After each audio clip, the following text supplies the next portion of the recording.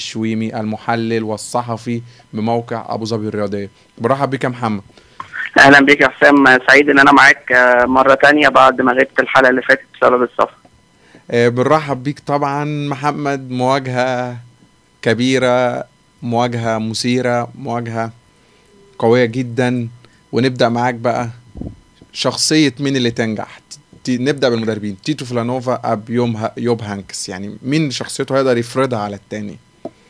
والله هي طبعا مواجهه، افضل مواجهه ممكن نتمناها في دوري الابطال. ما حرمناش من حاجه، اللي هي دوري الابطال السنه دي. شفنا مانشستر يونايتد والريال، شفنا برشلونه وميلان، وشفنا بايرن ميونخ ويوفنتوس. ولكن طبعا برشلونه وبايرن ميونخ حاجه تانية خالص. كل فريق هيحاول ان هو يفرض شخصيته، ما حدش مستعد ان هو يغير من شخصيته وطريقه لعبه عشان خاطر الفريق الثاني. ومن هنا هتكون المعركه الحقيقيه في رايي في نص الملعب.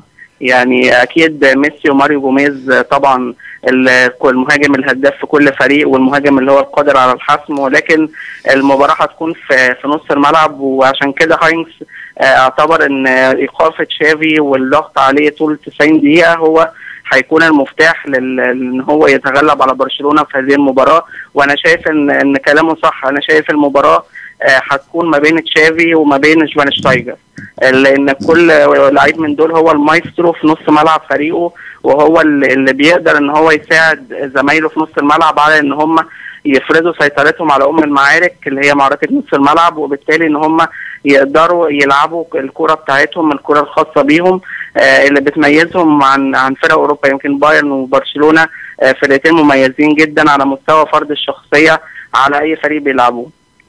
محمد، مين يعني الانضباط التكتيكي هيكون شايف ان هو هيكون في صالح البايرن اقوى من برشلونه، خاصه الانضباط التكتيكي مع يوب هانكس بالذات بيبقى فرض اسلوب رائع للبايرن، ولا برشلونه هيحاول هو التاني ان هو يفرض شخصيته برضه او الانضباط التكتيكي بتاعه على البايرن؟ والله هو الانضباط التكتيكي بالنسبه للبايرن ما لهوش شكوك. يعني اكيد الانضباط البايرن، الانضباط التكتيكي بتاع البايرن هيكون في احسن حالاته، لان المستوى الفني بتاع البايرن طول الموسم ثابت. وبالتالي ما فيش توقع ان انت ممكن تقول ان البايرن الماتش ده مش هيكون منضبط في الناحيه دي، باستثناء مباراه ارسنال اللي كانت اعتقد مفيده جدا اللي حصل في مباراه ارسنال، عشان البايرن يحس بقيمه دوري الابطال وبقيمه المنافسين، حتى لو بيلعب فريق مش متمرس ان هو يوصل ادوار متقدمه زي ارسنال. طبعا فريق كبير ولكن ما بيوصلش لادوار متقدمه، ومع ذلك قدر ان هو يتغلب على بايرن ميونخ في ملعبه. بالنسبه لبرشلونه حصل طبعا انهيار تكتيكي رهيب في غياب تيتو فيلانوفا. شفنا الفريق تايه جدا، مش عارف يعمل ايه، عنده عقم هجومي، عنده مشاكل دفاعيه. ولكن رجع في مباراه الميلان بصراحه كان 10/10 تكتيكيا، بيعمل كل حاجه في التيكي تاكا مظبوط، تحرك بدون كوره، ضغط ناجي على الخصم، بيعمل كل حاجه. هي اللي اعتقد هي دي هتبقى بيته القصيد بالنسبه لبرشلونه في المباراه دي. لو برشلونه ظهر تكتيكيا بشكل مميز اعتقد ان هو هيقدر ان هو يجاري فريق بايرن، وهيقدر ان هو يعمل معاه نتيجه ايجابيه. انما بالنسبه لبايرن زي ما قلت ما فيش عليه شكوك. طب انت ناخد منك البدنيه، القوه البدنيه، مين اللي هينتصر على مين في المعركه دي؟ يعني القوه البدنيه دي معركه اخرى داخل الماتش. هل انت شايف ان البايرن هيكون اقوى في المعركه البدنيه، ام هيكون برشلونه هيرجع تاني ويثبت انه فريق قادر على اعطاء الفرصه للبطولات القادمه؟ تمام، سؤالك ممتاز جدا، وده يجرني النقطه ان انا يعني شايف ان المباراه دي يعني يمكن انا لسه بقول من شويه ان هي مباراه تشافي ضد شفاينشتايجر، ولكن انا شايف ان الافضل بالنسبه لبرشلونه في المباراه دي ان ينزل الكسندر سونج الى جانب سيرجيو بوسكيت في نص الملعب، لان انت عندك في الناحيه الثانيه هيلعب شفاينشتايجر مع خافي مارتينيز، وغالبا هيلعب معاهم لويس جوستافو. الثلاثه دول على بوسكيتس وتشافي وانيستا. المعركه اكيد هتبقى لصالح الفريق البافاري، لان تشافي القدرات الدفاعيه بتاعته مؤخرا قليله جدا. فمع مع الاستحواذ الكتير بالنسبه للبايرن اتصور ان هو هيقدر ان هو يستحوذ على الكوره كتير. هتبقى الموضوع صعب جدا جدا على فريق برشلونه، وبالتالي انا شايف ان البايرن هو في مشاركه تشافي اتصور ان المعركه البدنيه هتكون لمصلحه الفريق البافاري. انما لو شارك الكسندر سونج وقدر ان هو يعاون سيرجي بوسكيت في الادوار الدفاعيه في نص الملعب، اتصور ان المعركه دي هتبقى متكافئه بين الطرفين. العمل الجماعي يا محمد، ويعني الاسلوب الجماعي، هل هو فعلا متساوي ما بين الفريقين؟ يعني كتير من النقاد او من وجهة نظرهم ان العمل الجماعي متساوي في الفريقين. هل انت شايف فعلا ان العمل الجماعي وهو من عناصر المهمة في المباراة هل متساوي؟ انا شايف ان هو متساوي، لان الفريقين زي ما بقول لك بيفرضوا اسلوب لعبهم، ومفيش فريق بيقدر يفرض اسلوب لعبه من غير لعب جماعي. فالفريقين بالنسبه للعب الجماعي هيكونوا، اتصور ان هم هيكونوا متكافئين. دايما طبعا لعيبه برشلونه لعيبه لاماسيا متعودين على بعض بقالهم 10 سنين واكتر، فمفيش شكوك حوالين الجماعيه بالنسبه لهم. برضو بايرن ميونخ فريق جماعي، ويمكن بنشوف لام وألابا بيخشوا في العمليه الهجوميه بينخرطوا فيها بشكل جيد جدا. فالجماعيه بالنسبه للفريقين اتصور ان هي متكافئه. مين اللي هيبقى افضل يا محمد في انتشاره في الملعب؟ يعني انت شايف ان برشلونة والبايرن ميونخ انتشارهم في الملعب هيكون مفيد، او اسلوبهم اللي هو يعني متعودين عليه بمعنى ادق هيكون هو الافضل انتشار؟ مين فيهم؟ برضو والله هي يعني معركة القوة المباراة دي بتكتسبها من ان هي مباراة متكافئة ما بينهم في كل حاجة. يعني انا شايف الانتشار هيكون متكافئ برضو بين الفريقين، لان من خلال المباراة اللي فاتت يعني نقدر نشوف ان تيتو فيلانوفا هيعتمد على بيدرو والكسيس سانشيز في الهجوم. عايز اتكلم عن تشكيلة برشلونة بسرعة. اتصور ان مارك بارترا هو اللي هيبدا مكان جنب جيرارد بيكيه، مش ابيدال لعب 90 دقيقة عشان يريح بارترا وعشان يبقى بديل في المباراة اللي جاية بالنسبة لبارترا وبالنسبة لألبا. فيا المستوى اللي ظهر بيه وإضاعته لركلة الجزاء والتنشنة اللي هو كان فيها دي سببها ان هو حس ان هو طالما بدأ في المباراة بتاعت الليجا الاول الاسبوع ده، فمعناه ان هو هيعتمد على الكسيس سانشيز في المباراة بتاعت بايرن ميونخ. وهنا هيبقى الانتشار جيد جدا، لان هو هيعتمد على الكسيس وبيدرو في الضغط على فيليب لام، والكسيس سانشيز في الضغط على ألابا، وعشان يساعد ألفيش قدام الجبهة اليسارية الممتازة بالنسبة لبايرن ميونخ.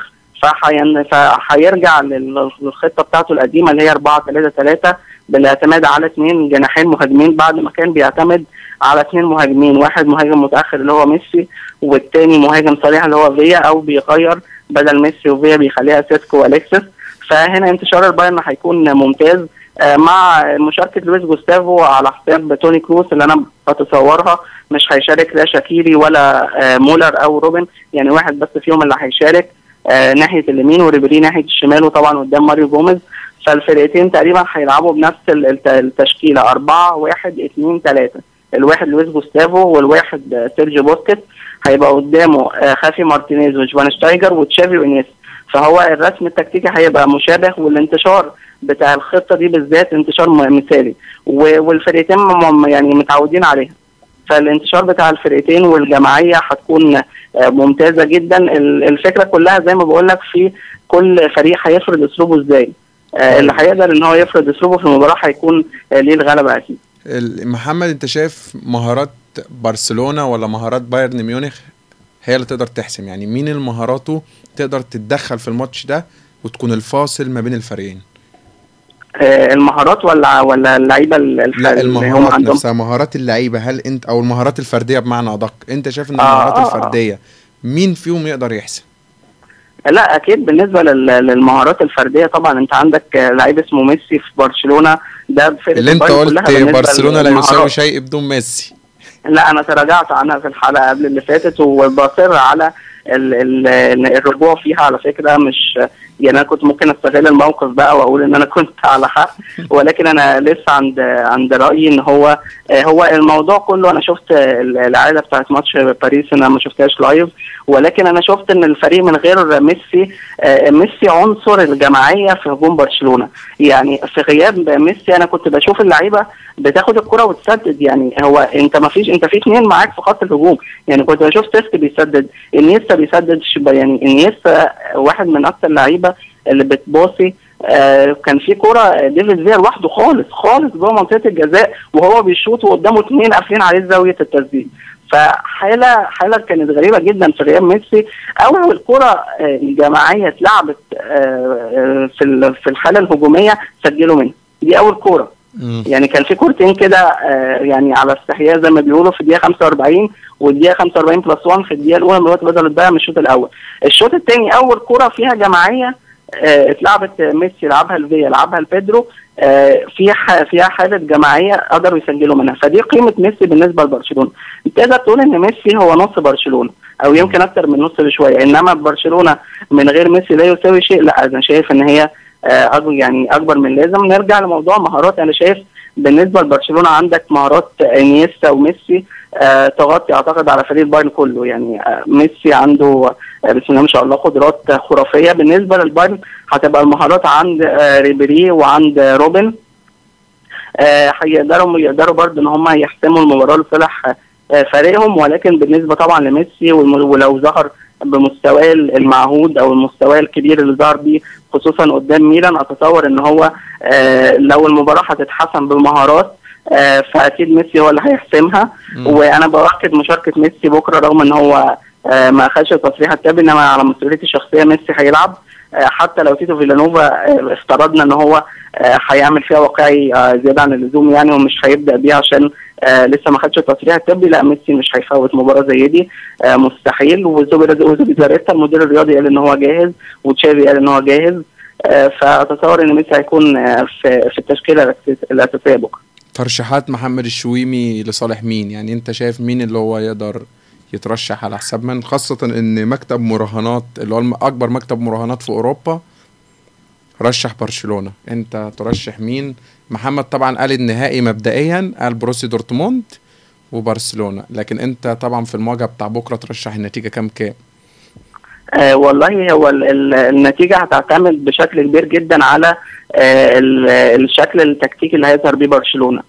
لو شفنا برشلونة اللي هو بيفتح مساحات وعايش حياته، اتصور ان النتيجة هتكون فوز بايرن ميونخ 2-0 او بفارق هدفين، لان دفاع برشلونه مش في حالته، وهجوم بايرن ميونخ بسم الله ما شاء الله السنه دي ستات وسبعات عايشين حياتهم جامد في الدوري الالماني.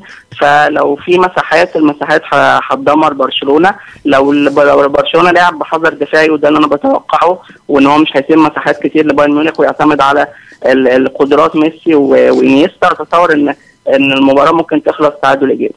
محمد بنشكرك جدا على هذا التحليل الوافي، وان شاء الله نتمنى لك تكون معنا في حلقات جايه كتير. بنشكر محمد الشويمي على هذا التحليل الرائع بصراحه على هوا، تحليل مستوفي جدا، اظن غطينا يعني الحدث بطريقه رائعه جدا. بشكرك جدا. بنشكر